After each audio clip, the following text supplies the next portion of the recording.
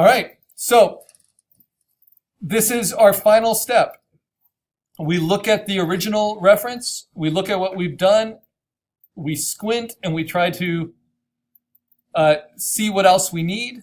And I need a light there. And I know a good way to do it now. I can do a big circle.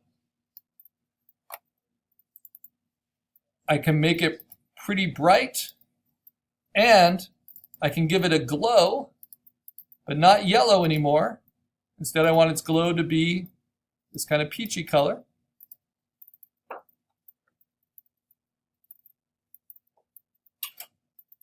Just to soften that edge, give a slight gradation. And then, of course, I want to push it behind all those other layers, right? I think I want to give this shape a glow as well, the little floating spirit. So I double click, outer glow. But what's the color of that glow? Well, it's going to be this kind of greenish, yucky color, but a little bit more yellow. It's very odd doing this to a Robert Williams painting. Now, what about the spirit here? Well, that shape doesn't really conjure up or express that spirit. It also should be overlapping a little bit more. There we go. So the other effect I can do is a gradient overlay. And for this gradient overlay, I'm actually going to pick just a simple grayscale at 50%. And I can always adjust that. I can flip it. And I think I want it darker on that side. And I can even pick the colors. Just showing you that even as vectors, everything can be customized. So I want a darker kind of yellowish, greenish, grossish kind of color. Just for my shadow. Right? And I can even add another color in here. Kind of control the steps a little bit more.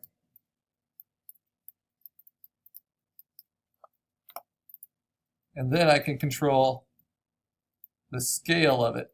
You know, how dramatic is that? And what angle is it at? And you see how that softens that shape just enough to make it feel important and different. Now, am I missing some things? I'm missing the bed knobs. I'm missing, I think most importantly, these kind of sharp triangles at the corners. So I'm going to put those in because they're darker, and then I'm going to be done. So some big triangles. Polygon tool, 3 sides, it remembers from before. Kind of put it in, make it dark.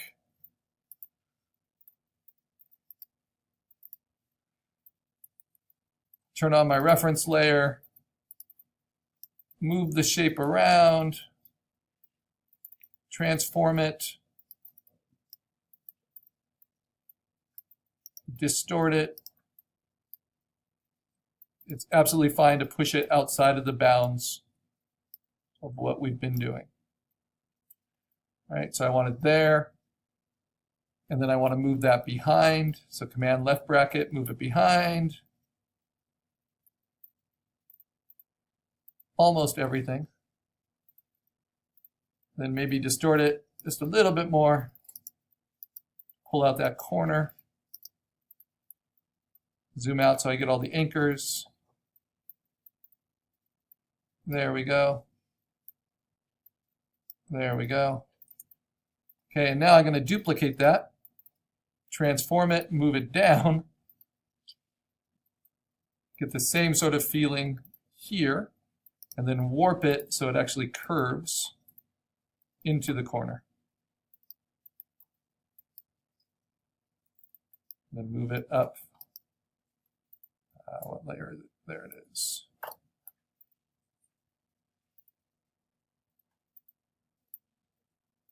Okay. And lastly, the floor is a different color. It's subtle, but it matters. So I'm going to do a big rectangle. I'm going to distort it. Move these corners where I need just to get that definition on the floor behind the other shapes. Stretch this down and out, and then pick the color. Hit return, pick the color. It's not quite right, but gives me a sense. So I need a lot darker. And the key is to kind of know your flexibility here. Make it a little warmer. All right.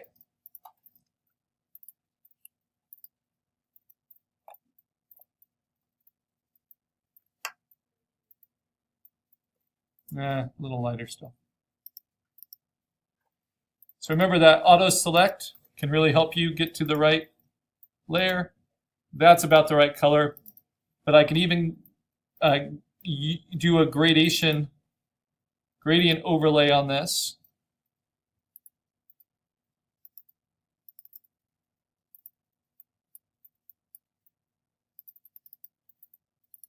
And blend that in with it. There's so many options we have. So that kind of works with the lighting of the scene. So I'm still missing this big demon in the middle. And for that, I can do a really quick shortcut, quick and sloppy. Just duplicate, transform, make him bigger, place him on top, warp him a little bit, and put him up above the hamburger. And then maybe give him a gradient as well.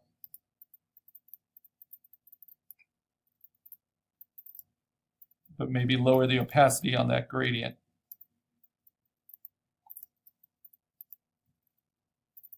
So fill his color with the red on normal mode. And then let the gradient show through that a little bit. All right, and then the plate. I'm missing the plate. Oh, so much. And the fries. Oh, how I picked something with way too many components, but I'm going to do them fast. So I want a light plate, and then I just want to soften its bottom with warp. And just squeeze it. And put it behind. There we go. And then what can I do with the French fries? Let's find a custom shape. Let's see. Oh, a little daffodil.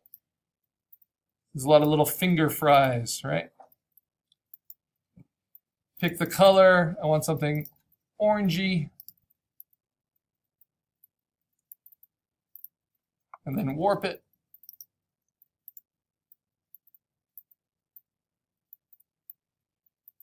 I want just to break up the space a little bit.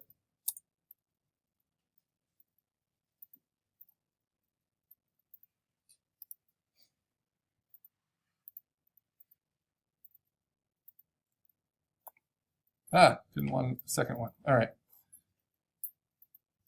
All right, I'm going to call it. That's what I've had time for.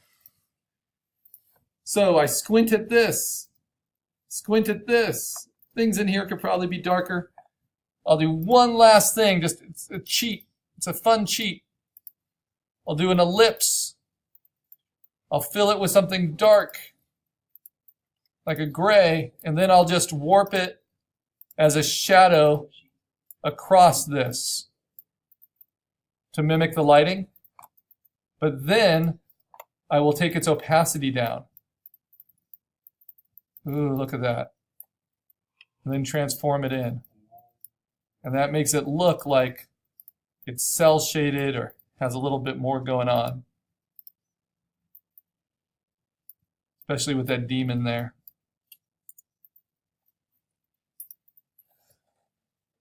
Maybe take its opacity down a little bit more. Very subtle. Okay. Good. You can keep going. This is the problem with digital art and endless editing at no cost. I might put that shadow over here as well and stretch it out, make it a little thinner. But you do what's right for you. You guys do you. Helps us sleep at night. Whatever helps. Questions. All right. So now, wherever we are, we can return to it, we can improve it, but we want to save it and we want to get it up on screen so that we can critique them. So if that's my finish, well, I'm still thinking of things I can do to make it better. I have questions. Yes, Nicholas, questions. It's not letting me change the code. Okay. Make sure your transform boxes are all cleared. It's not The letting me in there. transform box is clear. Okay, I will come check it out. Okay, let me show everyone how to save their work. So to save this project, you turn off your reference layer and you turn off your background layer. You don't delete them, you just turn them off. So all you see are the shapes that you created, and just quickly scan them. Make sure every layer you have has that little shape icon in it. Didn't accidentally get rasterized. Because then it is truly all made of vector shapes, which could be sized and made to any resolution. We could print this the size of the moon if we wanted to and be perfectly clean. Okay, how do we save it? First, we save as a PSD file. So I have already named it, Karl Exercise 2 Master File Fall 2018 PSD. Save over your existing one to update the PSD file. Then you say File Save As. Once that's finished, that is 84 megabytes basically. Vectors actually don't take up a lot of memory at all. That's another good advantage of them. For something this big, because remember, my image size is 350 by 9 by 12. So 83 megabytes, it's a lot, but they're going to get bigger.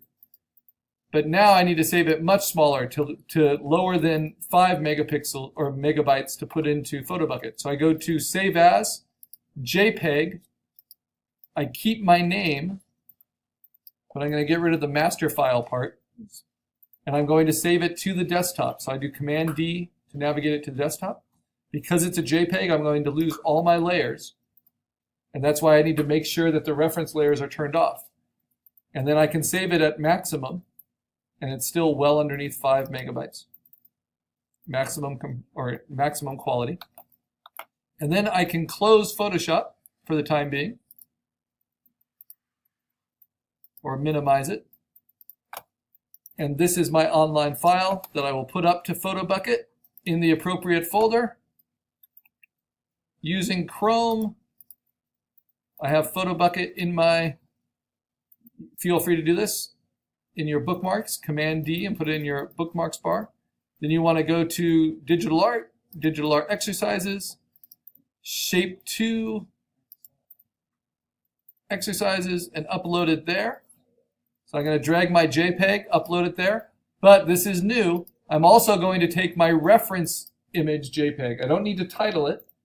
This is just right off the internet, and I drag and drop that in too.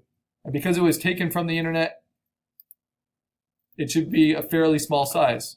Now I label it by clicking on them and putting in a title. Come on. And for my reference image, I put in FA capital no space 18 for fall 2018, Karl, and then 1. Check mark. And then my second one, same thing, 18, Karl, 2. And then they will stay together because they organize alphabetically by title.